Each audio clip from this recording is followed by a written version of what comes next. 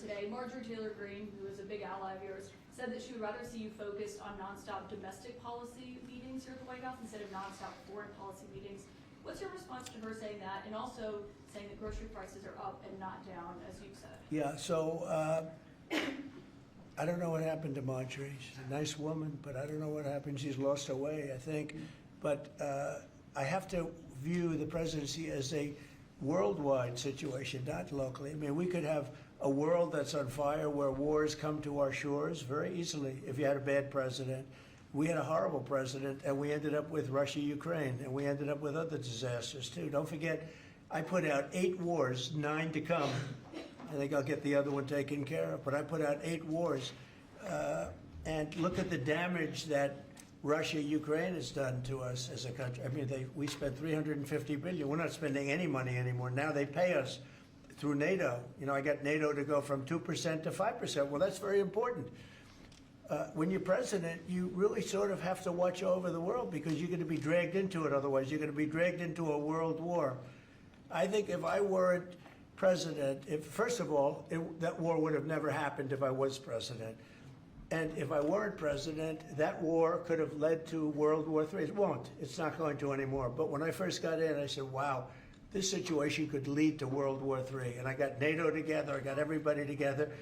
But with all of that, I passed a great, big, beautiful bill, which is the biggest tax cuts in the history of our country. So when somebody like Marjorie Taylor Greene, who's now catering to the other side, I don't know what, I guess she's, got some kind of an act going, but I'm surprised at her. But when somebody like Marjorie goes over and starts making statements like that, it shows she doesn't know. I don't devote a lot of my time. Let me give you another example. China. China was going to hit us with rare earth. Now, everybody says, oh, what does that mean? Magnets. If China refused to give magnets, because they have a monopoly on magnets, because they were allowed to happen over a 32-year period, there wouldn't be a car made in the entire world. There wouldn't be a radio. There wouldn't be a television. There wouldn't be internet. There wouldn't be anything because magnets are such a part. Now, nobody knows what magnets are, and not overly sophisticated, but to build a magnet system would take 2 years. So if I weren't able to say to China, look, if you're going to do that to us, we're going to charge you 158% tariff. It was 100% on top of 58%. And China called up immediately and said, we will make peace. And we made peace. We made a great deal.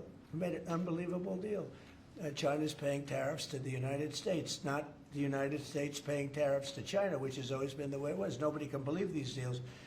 But so when somebody makes a statement about he's devoting time to the world, well, the world is the United States, because if the world's in trouble or if the world is ripping us off, the world was ripping us off before I came here. Europe was getting massive tariffs. They were sending us 9-10 million cars a year. We were sending them none. They were not taking our agriculture. We were taking massive amounts of their. It was so unfair. Now we have a deal where $950 billion is coming into the United States because of me and because of tariffs. So if I don't do all these things, our country is doing very poorly. So, it's easy to say, oh, don't worry about the world. But the world is turning out to be our biggest customer. The world was on fire. And we could have been in that fire very easily if you didn't have a president that knew what he was doing. What about